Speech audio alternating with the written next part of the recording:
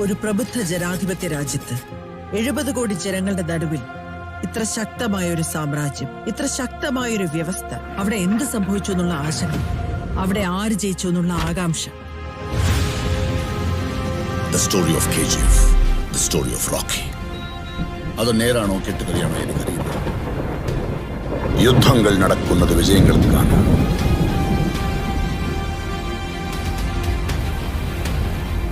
വിജയിക്കുന്നത് ചരിത്രത്തിൽ ഇടം നേടാൻ. History always wins. El Dorado.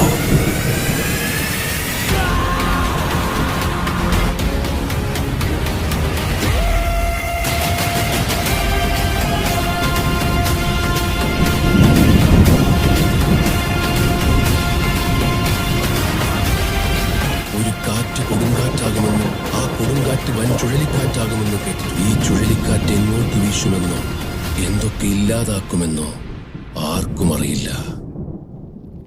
ഒരു രാജകുമാരൻ പാതിരാത്രി ഇരുട്ടിൽ തന്റെ ലക്ഷ്യം തേടി പുറപ്പെട്ടു.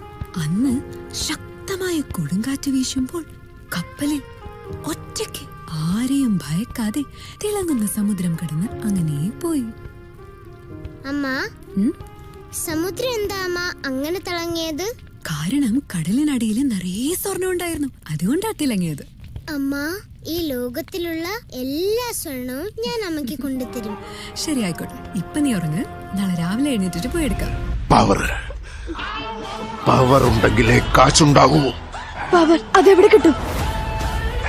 Powerful people comes from powerful places. ഉറച്ച ലക്ഷ്യങ്ങളുമായി അവൻ ബോംബെയുടെ മണ്ണിൽ കാലുകുത്തി.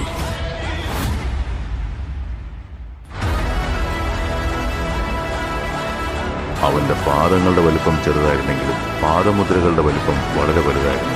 ചെറിയ കുട്ടിയായിരുന്നപ്പോഴേ ബോംബെയിൽ വന്നത്, തീക്കനലിൽ വീണതുപോലെ.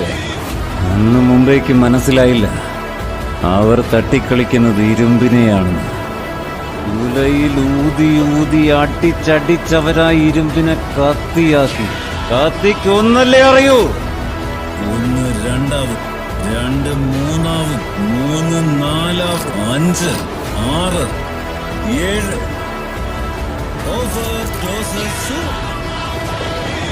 ഞാനൊരു കാടിന്റെ കഥ പറയാം, ഒരു വീരന്റെ കഥ പറയാം. വീരന്റെ കഥയോ? പടിഞ്ഞാറേ ദിക്കിൽ മലയുടെ അടിവാരത്ത് സുന്ദരമായൊരു കാടുണ്ടായിരുന്നു. തീമഴ പെയ്ത് കാടിന് തീ പിടിച്ചു. അത് പിന്നെ ഒരു ചുടുകാടായി മാറി. തല കുനിച്ച് തടി വിറച്ച് ഭിക്ഷയാചിക്കുന്ന മനുഷ്യക്കോലങ്ങൾ. സൃഷ്ടാവിൽ വിശ്വാസം നഷ്ടപ്പെട്ട നിർഭാഗ്യവാന്മാർ. വിശ്വാസം നഷ്ടപ്പെട്ട നിർഭാഗ്യവാന്മാർ. വിധിയുടെ ചങ്ങല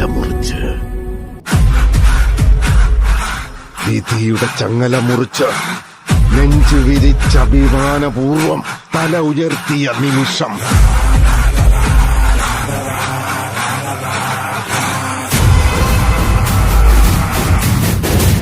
പിന്നെ അവൻ എന്ത് സംഭവിച്ചു?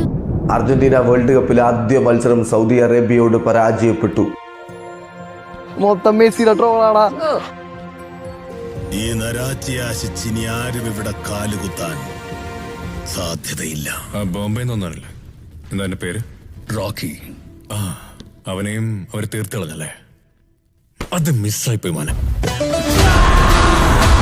മരണത്തെ തോൽപ്പിച്ച സുൽത്താനെ പോലെ വേട്ടക്കാരെ വേട്ടയാടുന്ന മഹാവേട്ടക്കാരൻ വന്നു.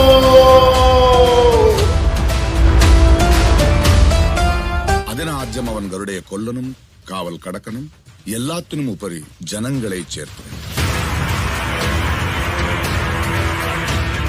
അതിനെ ഷോർട്ട് സർക്യൂട്ട് ഉണ്ടാക്കി വൈറ്റ് ലൈനും കടന്ന് ആദ്യം അവൻ പോയത് വിരാട്ടിനെ കൊല്ലാൻ. അവിടെ 3 തടവുകാരിൽ ഒരാളായി മാറി എല്ലാവർക്കും മുന്നിൽ വെച്ച് ഗരുഡയെ കൊന്നു. അവനിപ്പോ ഞങ്ങൾക്ക് നേരെ വന്നുകൊണ്ടിരിക്കുകയാണ്.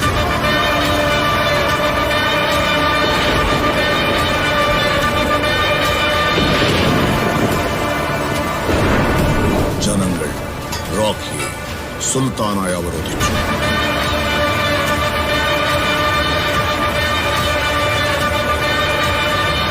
അതിന് KGF ൽ അധീര കാത്തിരിക്കുകയല്ലേ?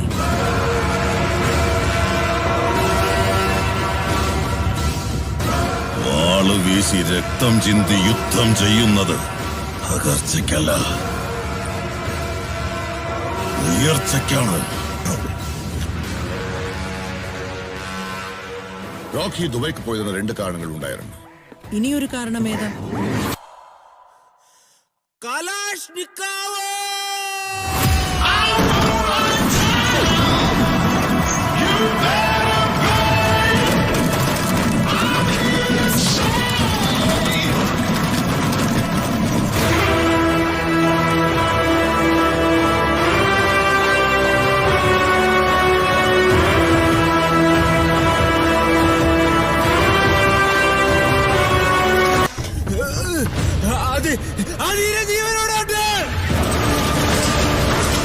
അവരോടെല്ലാം പറ, ഞാൻ വരുന്നുണ്ടെന്ന്.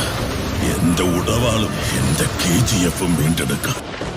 അധികം നേരം പിടിച്ചെന്നില്ല, എല്ലാം നിലം പതിച്ചു. പിന്നെയും തോൽവി. അവനിനി എങ്ങോട്ട് പോകുന്നു? ഒരാൾ കൂടി ബാക്കിയുണ്ട്.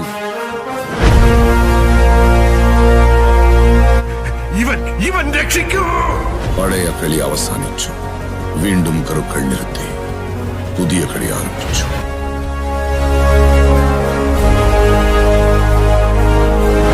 KGF-ൽ കടക്കില്ലെന്ന് കരുതി, അവന് ഗരുഡയെ കൊല്ലാൻ പറ്റില്ലെന്ന് കരുതി, KGF-ന്റെ കൺട്രോൾ അവൻ പിടിച്ചെടുക്കുമെന്ന് ആലോചിച്ചു കൂടിയില്ല. കിലാടിയാണവൻ. രോഗം വളരെ വശമായി. നിങ്ങൾ ഈ കൊച്ചിനെ ഇപ്പൊ തന്നെ സിറ്റി കൊണ്ടുപോയില്ലെങ്കിൽ അത് രക്ഷപ്പെടില്ല. മരണത്തെ ഭയമില്ലാത്തവൻ അതൊന്നും ഒരു പ്രശ്നമല്ല. ഒരു പക്ഷെ അവനെന്ന് മരിച്ചാലും എന്റെ ആഗ്രഹം നിറവേറ്റാനുള്ള യോഗ്യതവനില്ലെന്ന് കരുതി ഞാൻ മറന്നോളാം. അവൻ ജീവനോടിരിക്കുന്ന കാലം ഈ നികൃഷ്ട ലോകത്തിന്റെ ആശകൾ നിറവേറ്റുന്ന സുൽത്താനായി വാഴണം. ജീവശ്വാസമായി വിരിന്തേ ഇടമായി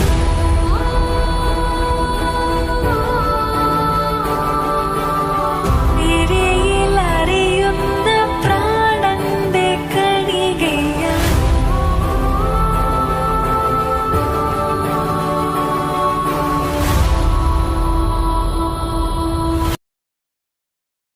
അമ്മ, ഈ ലോകത്തിലുള്ള എല്ലാ സ്വർണവും ഞാൻ അമ്മയ്ക്ക് കൊണ്ടുതരും.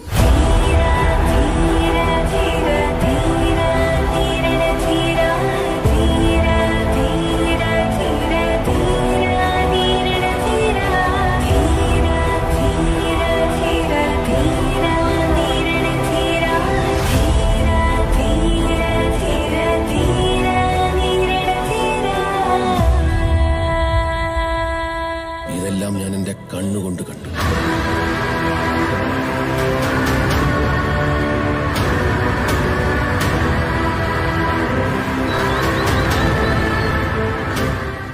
List in all his crimes in the last 3 years. I'd advise you to look at it very carefully.